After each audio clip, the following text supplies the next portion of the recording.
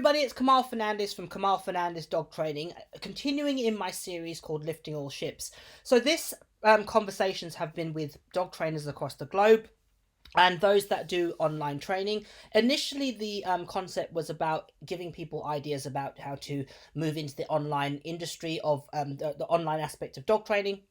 But as it's happened, these conversations have taken a life form of their own, and they've essentially gravitated to more about lifting people up in this time. And the premise comes from lifting all ships. A rising tide lifts all ships, and if we can pull together and draw together and almost pool our positivity and our resources, we can move forward in this time in a way that's productive.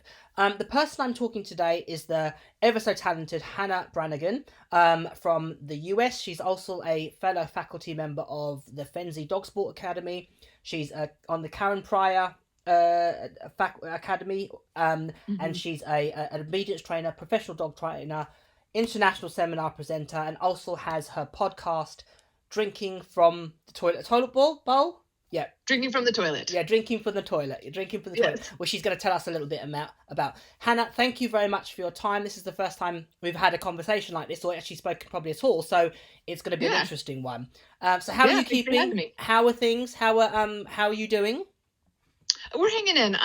We're finally finding a little bit of a rhythm, and I feel like I have a little, just a little slice of executive function returning, so I can I can have a conversation. I'm trying to balance the full-time small business owner, full-time parenting, all in the same space. Yeah. It's been a challenge.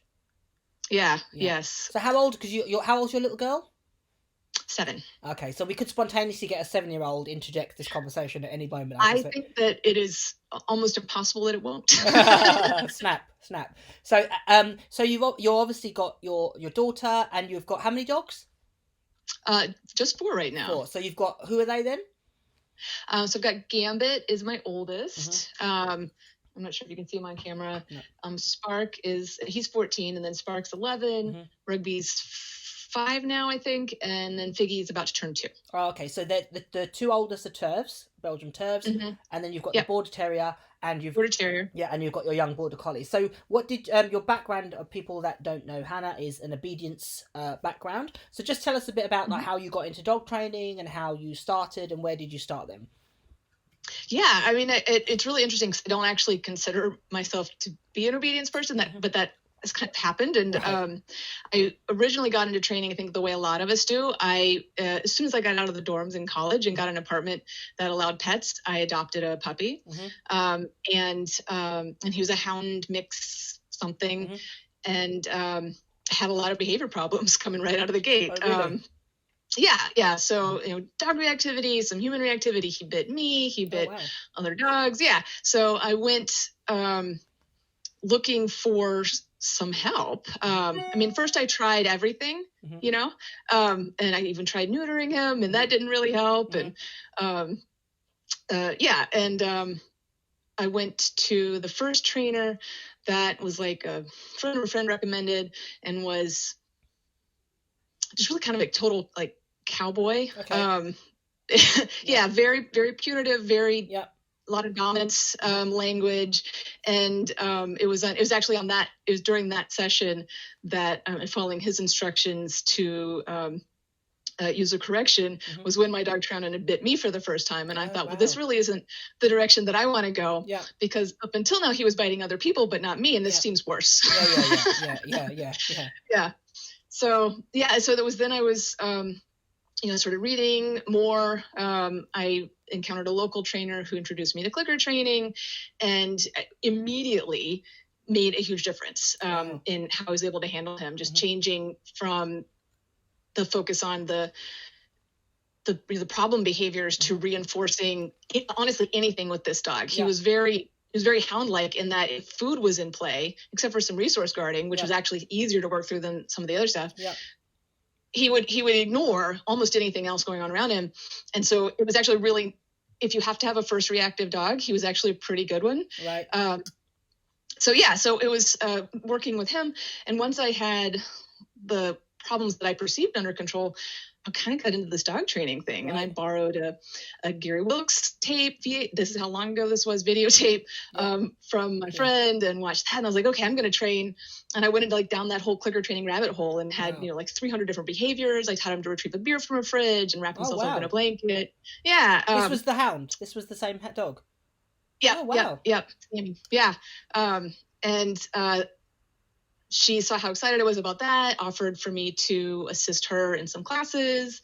Around that time, I was in graduate school and not having a very good time in graduate school. So I started volunteering at the animal shelter and just slowly realized that, maybe biotech isn't where I want to go. So so that's the thing Hannah is, I think, renowned for, anybody that knows Hannah, she's, I'm going to call you this, and I don't mean this, a dog training geek or a science geek. And I mean that in the highest compliment. Yes. Yeah. So, so your background was, you did what was it you did at university?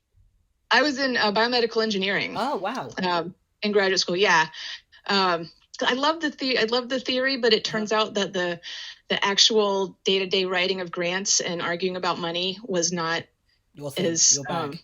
It wasn't really what I had in mind. And I was spending more and more time working with dogs and other animals as like my stress relief. And then finally I decided, hey, what if we just pursue this? So I took a job working as a vet tech for a while to pay the bills while I figured out what I wanted to be when I grew up. I'm still working on that part. And then that animal hospital saw what I was doing with my own dogs and asked if I wanted to teach classes, start some classes there. So I did. And then that expanded out into 4 different locations, and I had some trainers working for me. We did a full-time training and behavior program across those locations. Wow. I learned a lot. I have like flashbacks to some of the stuff that I did in those first classes, and I'm just so embarrassed and wish I could go back in time. I think, to be fair, I think we've all been in that position, Hannah. I think that's natural. I think it's a natural learning curve. I funny enough, I was talking to I think it might have been Denise, and we were saying I don't regret the path that I took, because it gives you a much more well-rounded, I think, and a much more understanding and compassionate perspective of all spectrums of dog training. And that, my thinking and approach is definitely not from a place of judgment, because having been in that position where, we used compulsion and aversive, certainly when I first did dog training, I think it's those of us that have, when you know better, you do better, I think is the phrase, really. And I think that's where we all come from. So how did you actually get into dog sports then? So it was kind of the same, following that same trajectory. I trained all the tricks, and with my first dog, I found out that there's a United Kennel Club over here, which at that time would allow you to compete with a mixed breed dog, and you could register online, and they did day of show entries. Wow. So I found a trial that was only a few hours drive away. This was back when I was again young and had lots of time. And I entered him online, and I drove him to the dog show, and I showed up there like I'd kind of looked at the rules, but not really. Yeah. We had gotten a CGC, Canine Good Citizen, certificate like a month before. So I thought I was pretty good dog. I was pretty good dog trainer. Yeah. So now I'm going to get an obedience title. A little competitive nature to me. And and I walked in there and just was struck by the you don't know what you don't know kind of feeling. I had like his big 6-foot leash and like tags on his collar. I didn't know how to check in. Like, where do you check in? I got there. We were, of course, trialing in novice, which normally around here is the very last thing at the end of the day. And I showed up at the fairgrounds at 7:00 in the morning. Wow. And then hung out there with him, like with no crate. And the whole day with a hound whose interest in working with me was thin under the best circumstances. But we did it. There was some folks ringside like saw me. They like swapped out my equipment. Oh, wow. Yeah. They showed me like how to put my number on, because I didn't even know about like, do you pin it to your shirt? Like a horse show or like what? And then we, due to the kindness of everyone and the generosity of the novice A judges, we pulled it off. And I'm still, it's one of those things where that would horrify me now, but at the same time, I got reinforced. We got a couple of ribbons. Wow. And I learned a lot. One, don't show up at 7:00 in the morning if you're not competing until 3. Yeah. And I learned about what I do under pressure. So, for example, on that first day, I had warmed him up, air quotes, so much that by the time it was our turn to go in, he wouldn't walk on my left side at all. He's like, I don't ever want to be next to you. I've done this now for the next 6 hours. Thank you very much. I've checked the last 6 hours. So that seemed like that worked out really well. It was so cool that I had made friends with a turf breeder who then had a litter, and so worked out a co-ownership to get me a puppy, because again I had no money, time but no money, and now I have neither, so I don't know. But, and so she was my first purebred dog, and I got really excited, and I want to do all the things with her in AKC. So we did conformation and obedience and agility, and then rally when it came out. So which dog was that? That was Stormy. She was my first turf. Okay. Yeah. And I did, not a very good job. We did, we actually started out in Schutzhund. Oh, wow. Which was called Schutzhund at the time. Yeah. Just because that was, it was mostly what I had access to. What part of the States are you in, Hannah?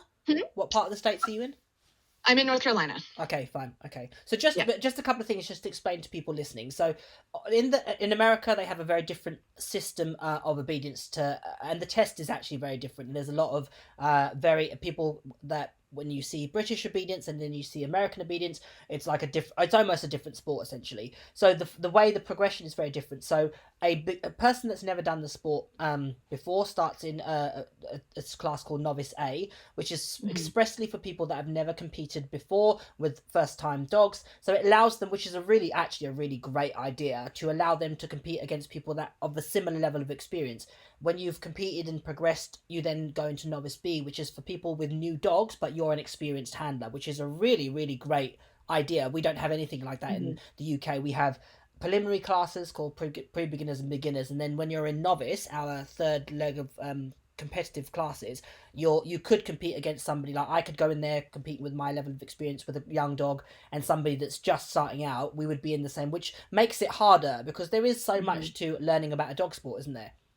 I honestly, I think that that's one of my soapboxes is that the hard part of all of the dog sports is learning how to be at a dog show. It's all of the stuff around teaching the skills is actually not as big a deal. They're still intimidating. It's not nothing. So I don't want to dismiss that, but everything about how to prepare for that large project and all of the psychological stuff for you and the gamesmanship and the ups and downs. And I was having this again, the same thing about talking to somebody that's inexperienced in dog sports, and they were having, as you do, a little bit of a struggle, and I was just saying to them, that is part of the process. I said, batten down the hatches, you will get through it, because only experiences gives you the experience and the wisdom to be able to go, it will all be fine. But the first time it happens, it's like your world has come to a grinding halt, doesn't it, really? You have one problem and that's it, absolutely. So you went from that dog, and what did that dog, that first dog, did she compete a lot then? How did she get on in terms of I entered her frequently. That didn't bode well then. I take it the dog turned up but you didn't have the best of times then, I'm assuming. Or we did not. I've completed her titles. It's really kind of interesting. So I was very excited, very young, still didn't know what I didn't know yet. I knew how to put my number on. Wow. So I did have that, but I entered her in confirmation, and they happened to have an obedience trial at the show the same weekend. So, we're already going to be down there. Let's go ahead and do both. That classic, yeah. And so she was like 12 months old, and it again we did. She I believe that particular weekend won in confirmation, and then we qualified in her obedience run. It wasn't really pretty. Again, her training was it was better than my first dog's, but not by a lot. She taught me a lot about arousal, right? Especially since most of my kind of formal training exposure was from kind of an old school Schutzen world, which was, especially with a 12-month-old dog, was very much about drive him up with no skills whatsoever in how to cap it and bring it down. So she would just spiral. Wow. To have that dog again, though. To have that dog now. I know, right? Yeah. She sounds like she would have been a really great dog. She was an amazing dog. And when she was 5, I encountered Leslie McDevitt's Control Unleashed program, and it finally filled in some of those gaps of what I was not doing, because like barking was a big problem for us. It was frustration based because I wasn't clear. I didn't really understand what I was doing. And years of correcting the barking had made no impression whatsoever, because I hadn't addressed the frustration or the arousal. And bringing some Control Unleashed, again, it once I had the right tools, we were able to make progress really, really quickly. And then we got in the ring, finished our utility title, went on, did a bunch of rally stuff, did some agility stuff. Oh, wow. And at 5, which I would have thought like she was either trained or not. And there was still lots. So much. So yes, if I could go back now and work her from a more balanced position from puppyhood, drive and control. So with your first obedience dogs, then you weren't a crossover trainer as such. Then, other than obviously your real raw beginnings, you had done versions of Had you used aversives to train your first dogs, or was it always more motivation but not really skill based? I've thought about this. I don't really consider myself a crossover trainer because I was never committed to a methodology at all. I just wasn't a very good trainer. Right. And that's honest. Yeah. So, there was never a moment where it was like, I've been saved. Jesus has come down and given me a message. It was more that, trial and error. A lot of trial and error. I used a lot more what I would consider compulsion early on, just because I didn't know how to get. I didn't know what I wanted, and I didn't know how to get what I wanted. I wanted like the barking to stop. I wanted the lunging on leash to stop. But then when that would kind of hit a wall, because it doesn't solve that. Even if you're a very good balance trainer, if you're a good balance trainer, you know that just trying to punish is not ever going to actually solve your problem. You have to put something there.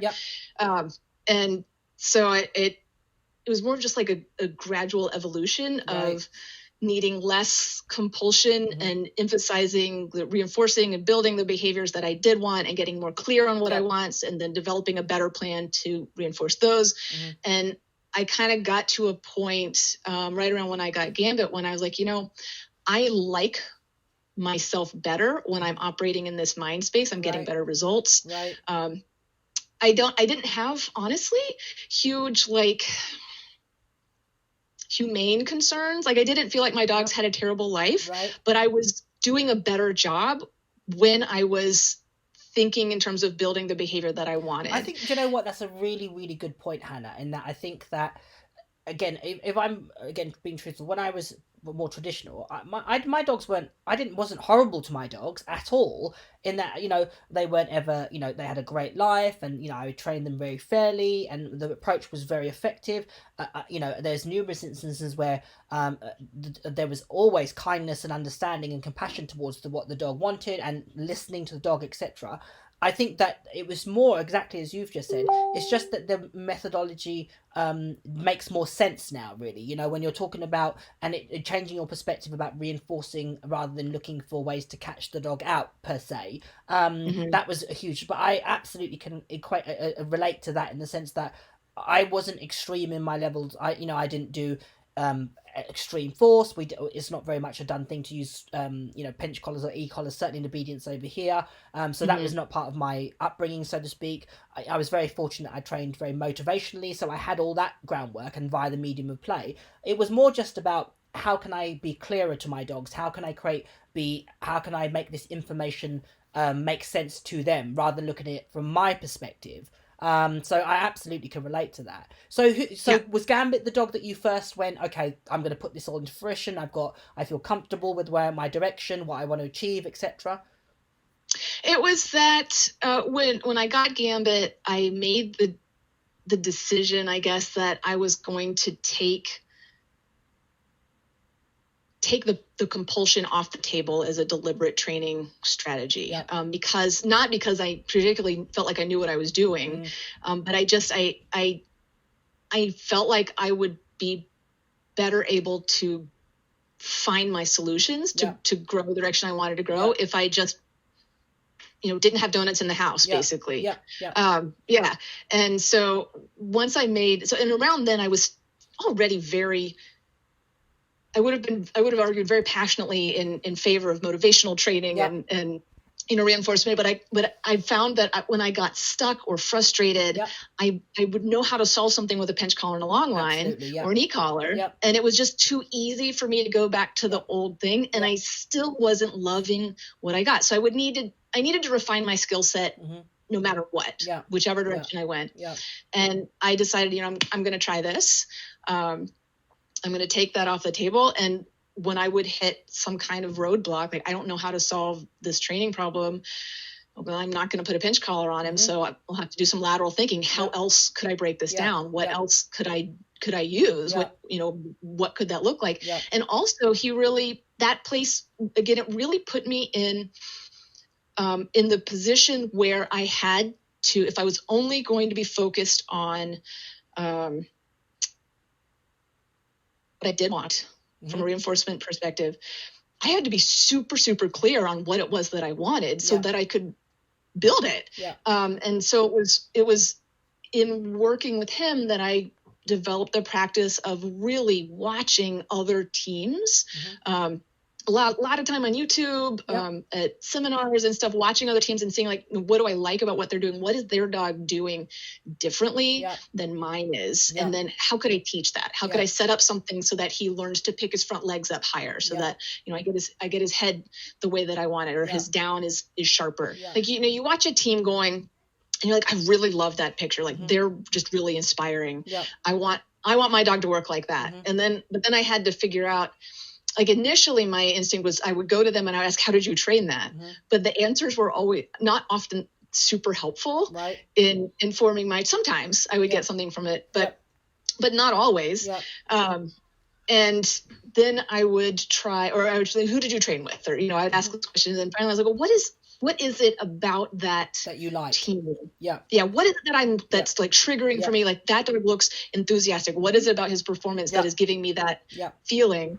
And how could I break that down? And then how could I then teach it? And so it was, again, a huge learning jump, because then it turned out once I started trying to teach a couple of things that, maybe I'd been told were genetic. It turns out that there's absolutely a genetic component. I will never argue that that's not the case. And it's definitely easier if you get a dog that comes with it in the box. But I also discovered that, there's not actually I could do in training to at least not make it harder on myself, and bring some of that. And I just got really interested in that kind of reverse engineering process to then figure out a training plan. So has he been your most successful dog then as a result of that then?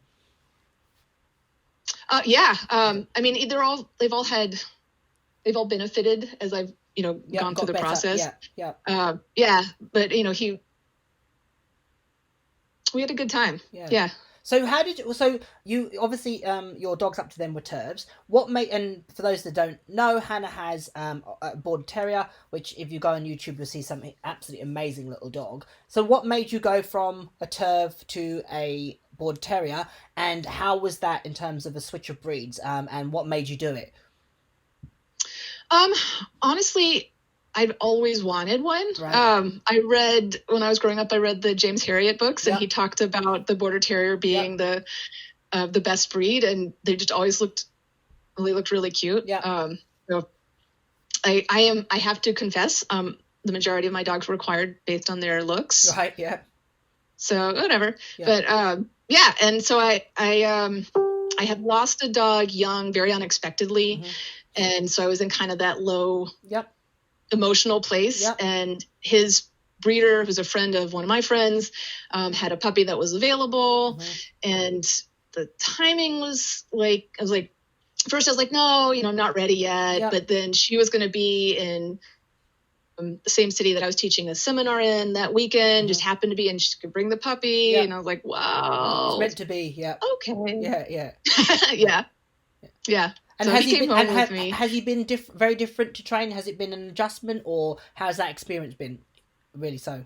He was in many ways like the total yin and yang compared to the Turvs.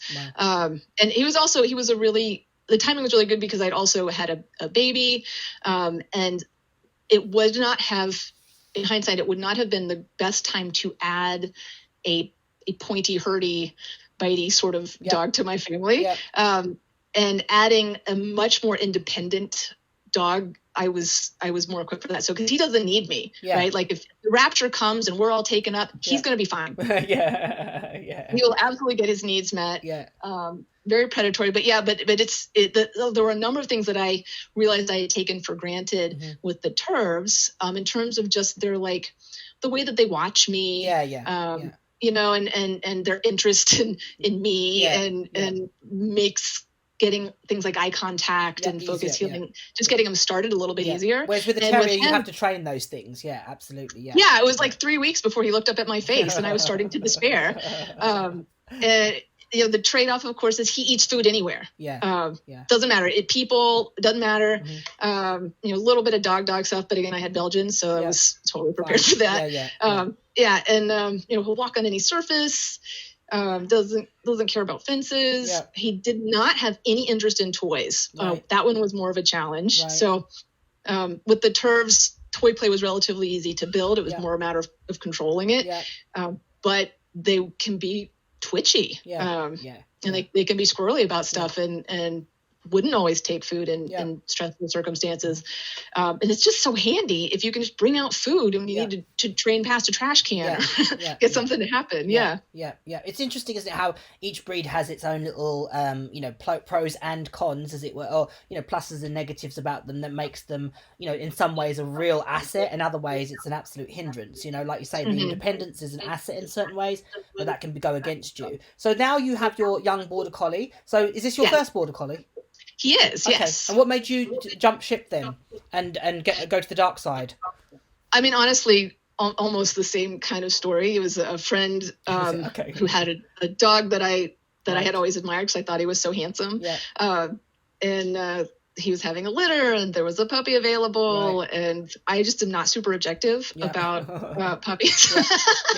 So and he's gorgeous. He's very handsome. I'd always wanted a blue merle. And so now I have one. I've been told that means he's not a real border collie, but that doesn't matter to me. And he's again been really another. I mean, there's always differences between breeds. There's differences within the breeds. Yeah, absolutely. He's on the very border collie end of the border collie spectrum. So there has been a little bit of whiplash. For example, to contrast with Rugby, he didn't take food for a long time, and in fact, often doesn't eat here. So that's been something that we've had to work through. That was really frustrating. I've coached people with dogs for whom the food eating wasn't real strong. So I wasn't totally unequipped, but it's different when you live with them. Because then you have it's very well when you're teaching somebody, because you're emotionally detached. But when you think, oh, my dog hasn't eaten for 3 days, and you're like, oh my God, you know, and you're starting to think, you know, and the dog's bounding around absolutely fine, but it hasn't eaten for 3 days. You're like, okay, something's going wrong. And, you know, then you do the desperate feeding, and then you start mixing this, that. You become like a cordon bleu chef with what you want them to eat. And it all, I mean, I've had a couple of dogs like that. And in the end, I've just gone, if you eat, you eat. You don't, you know, I'm going to just have to, you know, make peace with this. And the food's coming out. And ironically enough, as it, you know, she's a great eater now, you know, but it's a very, very typical border collie thing. So has he been, how are you finding training him then? Enjoyable, good, bad, indifferent? Slices of it are fantastic. Again, the toy play was really easy. There's some stickiness around balls that we had to work through where he gets real freezy, you know, but getting it started was, you know, one session, and then it's just been a matter of refining it. You know, because I'm more experienced now, I was much more careful to make sure that food and toys stayed in play because, of course, he's exactly the sort of dog that, if there's a possibility of a ball, food is no longer, and I know what that looks like. I know where that path goes. And so, So from the baby puppy, I would make sure that we were trying to keep those things in balance as much as possible. And so, I mean, that's been fun. Other things, honestly, a lot of stuff that I'd like to train with food was more frustrating because he wouldn't take it. So like I can get pretty animated healing with a toy fairly easily. But it's a lot harder to refine position changes with a toy. So I've had to I put, I did do some of that with some toy play. But more of my training effort has been into investing in and cultivating that food drive, so that I have that. He does. I mean, he's just very border collie. He gets very aroused easily. He gets very stary. He gets vocal. That's such an interesting point in that. Sorry, a really good point that you made about the importance of having balance with your reinforcement. In that, the easiest thing in the world is to go, well, he likes a ball, let's just use the ball. But the flip side is the dog mentally goes to that place where you might not always want it when the dog is learning or teaching, or depending on the behavior that you're training, you might not want arousal baked into the dog's learning. So then if you just use the toy, you just use the thing that causes that heightened state of arousal, you're then layering in arousal issues. Fast track 3 years down the line, you've got a dog that's a hot mess. Whereas if you can influence the way the dog thinks by altering your reinforcement and nurturing that as you go, so creating balance, the dog will take food and then it will divert back to the toy and switch. It's so important to not overlook that. And I think that's a huge thing with high drive dogs, isn't it? That they go, I love the thing and I will not take the food, or I will not take the opposing reinforcement. And the farther you go down that road, the harder it is to change it later. In any of those contexts. Like, I mean, if we go to a part of the yard where I had thrown a ball for him the week before, he's looking for the ball. And I'd gone through that with my turfs when we were doing, like, we would go to the protection field. And it was something that again, it was like working with Stormy and Control Nation. I learned so much about arousal, and she had, over the years, she was not going to take food if we were in the parking lot of the protection field, because there could be a decoy somewhere and you got to be ready. And it made it real hard to titrate her arousal down so she could hear me when I was giving her cues. But I mean, we were able to get her to take food. And once I was able to have that tool of, you can be looking at a decoy with a sleeve and take a treat and then get a bite. Now I have a way to adjust her thinking thermostat. Amazing. That's such a huge thing. I think often people, especially in the more high drive sports like IGP, in agility, you see it quite a lot where the dog won't take food in the presence of the agility equipment or in the presence of the sleeve, and that's where the first bit that you really need to address, because that's the key to getting them to be able to think and moderate themselves.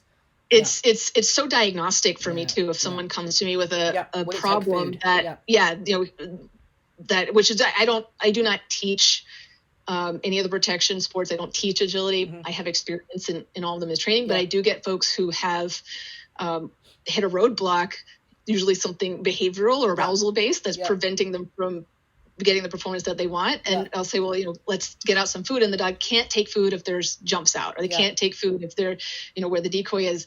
And it's such a helpful diagnostic because it tells me where the dog is.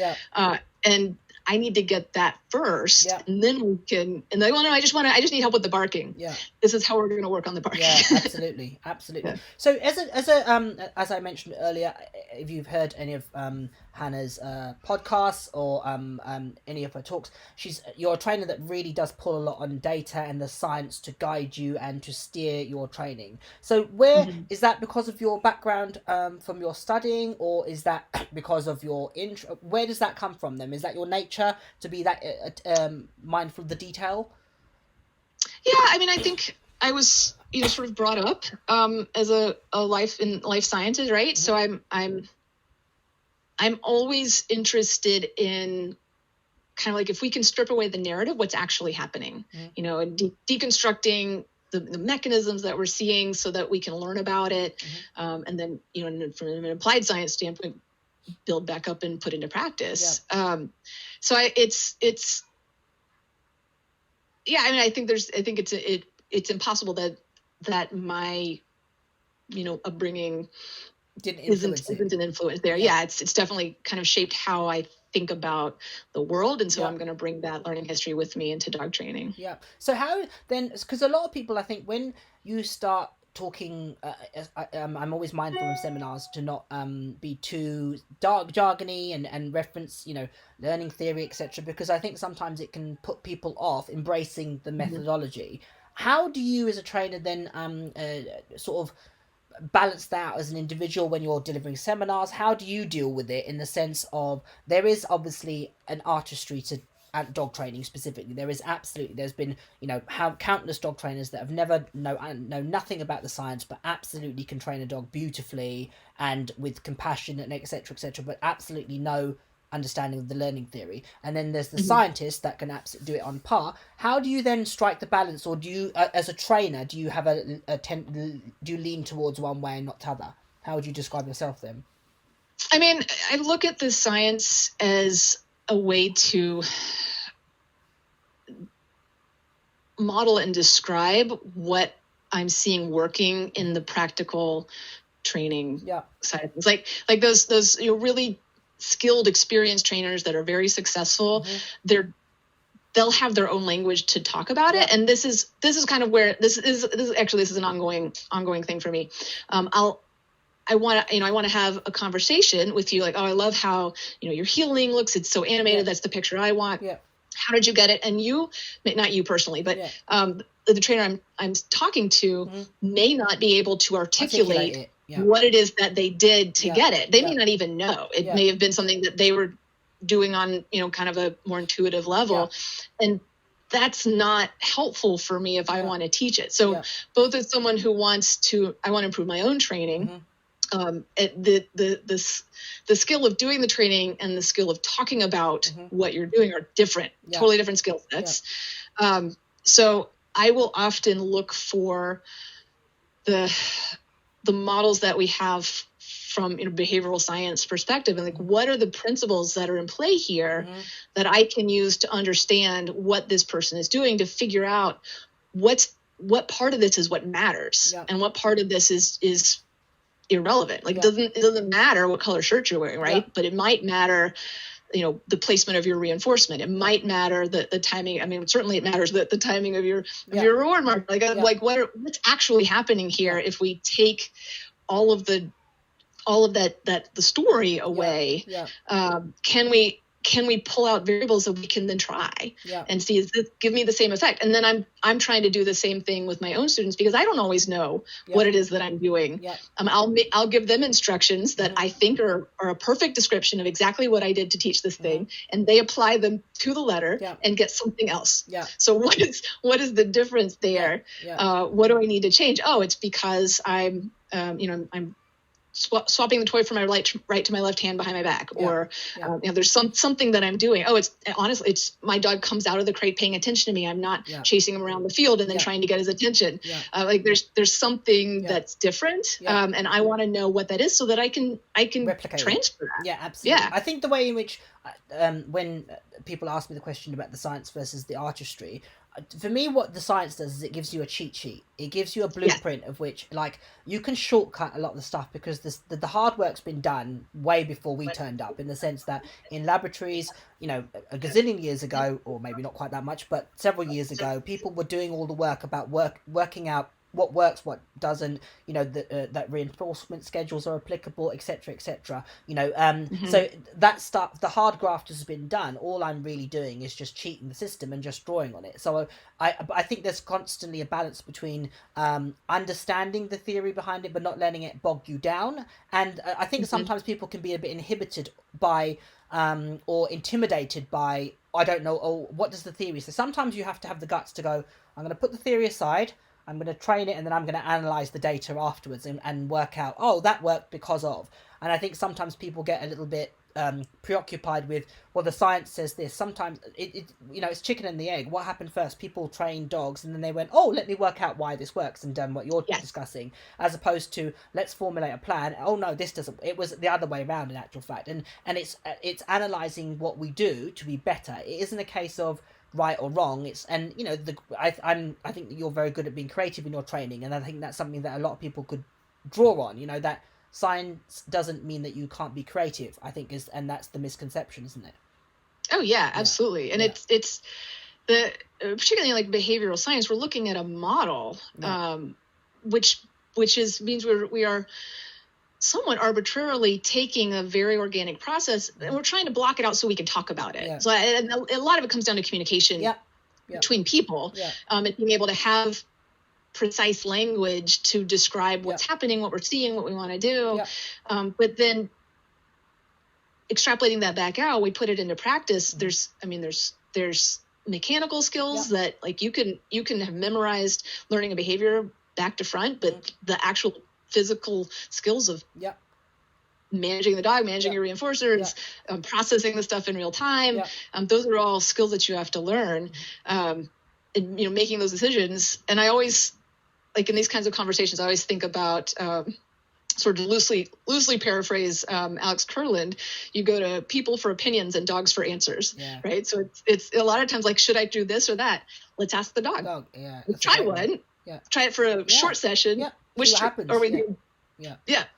That's such a great takeaway. In that, I think often people get so inhibited they don't train. That is, it's like, well, I need to really formulate the plan. Just dive it. Sometimes, as long as you're doing it in the right vein and you're doing it, in the right ethics with training the dog. Try it. See what it's probably gonna. I think I'm sure Hannah will back me in this. Most of what we do when we train our dogs is an absolute load of beep. But you go, if somewhere in there we work out, oh, that bit might work. Actually, it is a lot of it is just trial and error. You try stuff and go, oh god, that was a disaster. And then you do some things that you go, oh my god, I've got to just caused myself a massive problem. And then you strike upon something that you go, oh, that wasn't too bad. Let me see. And it's not being afraid to fail and to get it wrong, as it were, that I think is a huge part of being, training efficiently.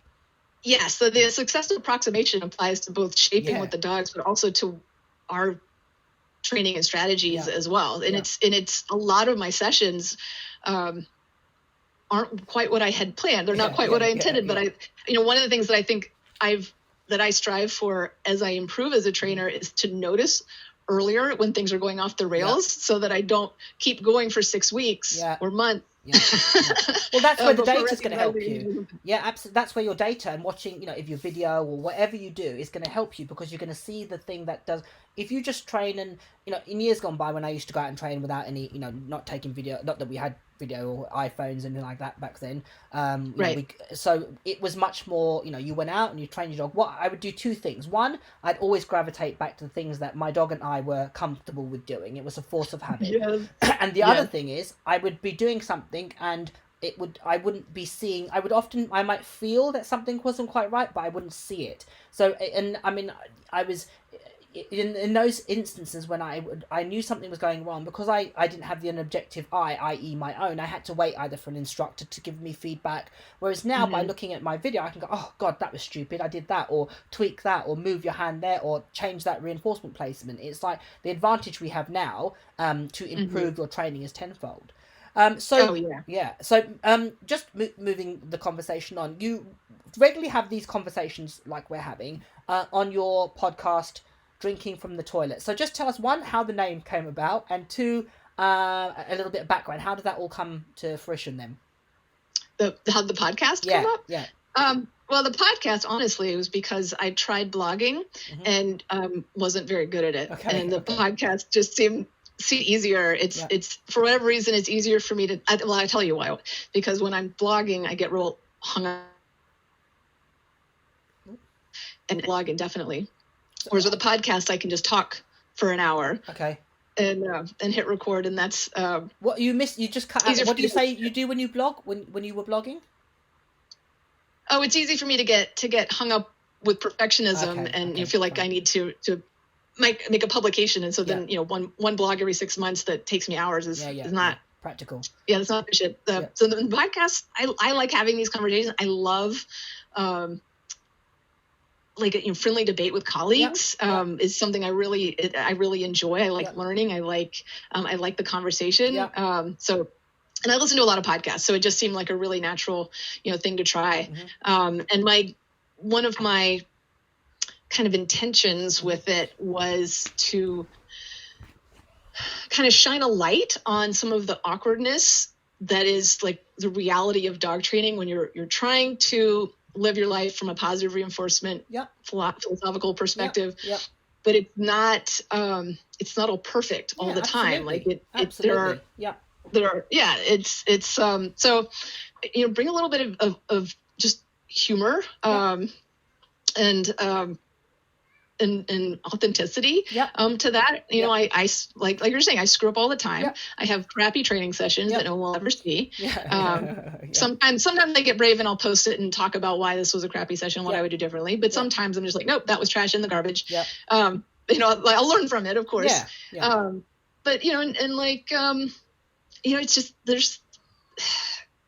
it's real life. It's not easy. And I think just, be kind to each other and be kind to ourselves, and treat it as a learning project, that we're all evolving. Absolutely. I mean, there's some, again, I will share the link to, drinking from the toilet, on, excuse me, on this, the description, so people can check it out and have a look at some of the talk. I mean, you've done some really, really interesting conversations. So is there anyone that's really, of your conversations, that's really surprised you, or one that you really was like, whoa, I didn't expect that conversation to go there?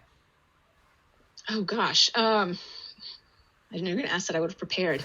I mean, we have over 100 episodes at this point. I'm trying to think if anything was, and the most recent ones are fresh in my mind. Yeah. I mean, talking to Dr. Chris Pockle about how he perceives the difference, or describes the difference between fear and anxiety, and uses those kind of as diagnoses to change a treatment plan for dogs that are struggling with behavior problems was really interesting, and something I hadn't thought about before in that way. But it I found that really, really interesting. Oh, but none that have really shocked you or gone, oh wow, that's a really different take on things? I'm sure there probably were. Because I listened to, the reason I asked that is I listened to the conversation you had with I can never pronounce their Swedish. I'm not going to humiliate myself. Emily and Eva. Yeah. And you've done a couple with them, haven't you? Really, and really, really fascinating and interesting to listen to them talk and to hear the discussions amongst. I think there might have been another person there as well, Emily, Eva, and there might have been you. One of them, was there a fourth person possibly? One recently I had Shirag. And it was Shirag's great, isn't he? Yeah, he's such a nice guy. But it was just a really interesting discussion to hear you guys talk and really expand. It was actually about reinforcement chains actually, and I was like, because that's the conversation, the topic I'm going to be talking about at the Lemonade conference. It was something that I thought was really, really interesting, in hearing you talk about it. On that note, so just bringing up there about the Lemonade conference. Lemonade conference, for those that are watching, is a huge project between the Fenzi Dog Sport Academy, so Denise, who Hannah and I teach for the Fenzi Dog Sport Academy, and I'm not gonna get the acronym. ABC. Yeah, so another organisation that because of the COVID virus, normally they weren't able to do their own conferences and camps, as in the case of the FDSA. So they had this brainchild to come together and do a whole online conference at the end of May, the dates. I think it's the end of May, and I can't remember the dates. And Hannah and myself are speaking at that conference. What is the topic that you're talking about, Hannah? I am also talking about reinforcement. So I think it sounds like we're probably going to be really complementary with what we're talking about. So I'm excited about that, because reinforcement drives behavior, right? Yeah. So the more skilled we are at understanding it. Then the more leverage we have to get what we want. Yeah. And I mean, it was really interesting because you said a line which I was like, before, when I was doing my presentation, you it just so happened I put I think the conundrum that reinforcement-based dog trainers always have is fading the reinforcement for to go in competition, and one of the things that you said, which I'd put in my presentation, I was like, oh god, I was like, as if you took it out. It was you don't actually ever fade the reinforcement, because the behavior chain is reinforcement. And it was like, that's to assure people that are positive reinforcement trainers, you are actually rewarding the dog, inverted commas, by allowing them to continue down the chain. You are reinforcing them. So put your clickers down, put your treat bag down, the dog's going to survive because you are reinforcing. But reinforcement doesn't have to be, here's a cookie, here's a ball. Reinforcement happens in so many ways. And that was, it was so interesting that you said that point, and I'd included that, because it is something that I think a lot of positive trainers battle with, of how I haven't given my dog a treat in 3 seconds. Is he going to survive? You know. I mean, there's a shaping task to be accomplished there to increment how you're going to maintain that for longer amounts of time. And it is so easy to do poorly, I think, and to get really overwhelmed. I mean, just like adding duration or distance or anything, we get lumpy if we're not super clear on exactly what we want to happen and how we're going to make that work. For sure. So that should be really, really interesting to hear. There's loads of speakers like that. Sign up for that. Check out the FDSA site, and I'll put the link again on this video conversation so that people can check it out. So just as a final point, and one of the exercises that you look very passionate about teaching is Hillwork or healing.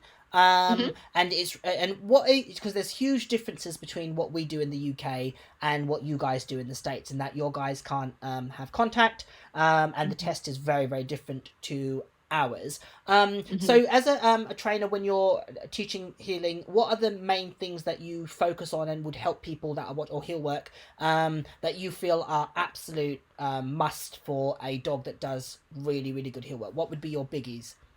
The first one is going to be really that controlled rear weight shift, and being able to shift their weight backwards and use that powerhouse in the back and all their core to my horse friends don't love it when I use the term collection, but I'm going to use it here.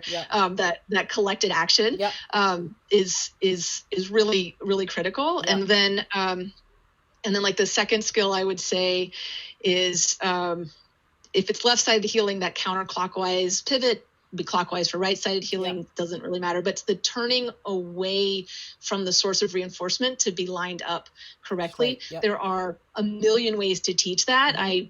I know you teach a little differently than I teach it. We come to the same place. Because they've got, the dogs have so much reinforcement history here. And when we just start moving forward, they're going to tend to tilt their bodies and heads in towards the center front of your body. And I need an opposite skill that is to turn away and be back and to at my actually side. ignore the front of you. So when they're tiny, you condition them to look at you and be in.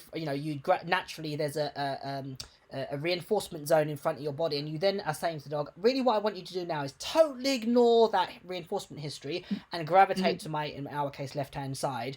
And in actual fact, you have to not only fight against the desire to drive around the front, but you have to proactively avoid it, if anything. You have to... I want them use that for left-sided healing, that right hind leg to really drive all of their motion, keep pulling them back and up. So it is the opposite of everything we've trained them to do up until that point. And I want them pulling back and away. So if I've got that counterclockwise skill, and I've got that rear back end, the physical ability to control their weight and to move with coming off their rear, that's giving me most of the pieces to put healing together. Absolutely.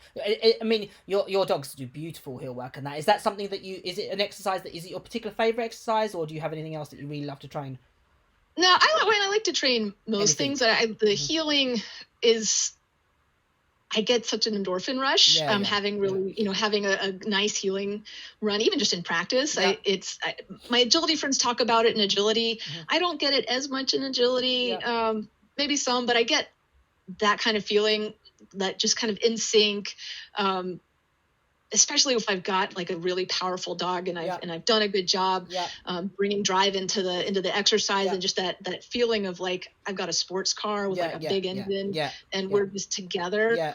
I get a real rush out of that. Yeah, so it's one of those moments where I feel like a dog trainer. So I'm always seeking that. Yeah. I don't think a lot of people that don't do obedience can understand what the big fascination with Hillwork is, and exactly as you've explained, it is such a, and for me it's a real contrast between drive and accuracy, isn't it? It's a balance between having a dog in drive and really really committed, but really really being precise, and it's the juxtaposition of the two things that are literally fighting against each other and trying to strike a balance that is so appealing, and to me so challenging as a trainer. I mean, and that's what appeals to me the most, really. Yes. Hannah, it's been really, really interesting to talk to you. This is the first conversation we have. It's been so interesting to talk to you and hear you talk. Ever engaging, ever entertaining. For those that want to find out more about Hannah, just check out her Facebook page and Drinking from the Toilet, her podcast, and she's also, you can connect with her via her website. It's Wonder Pups, but she said Hannah Brannigan on... it's actually hannahbrannigan.dog. Okay, hannahbrannigan.dog. Yeah. Check that out and you can reach out to her. Hannah, a pleasure. Wish you all the best. Stay safe. Thanks, you too. Thank you for your time. Thanks.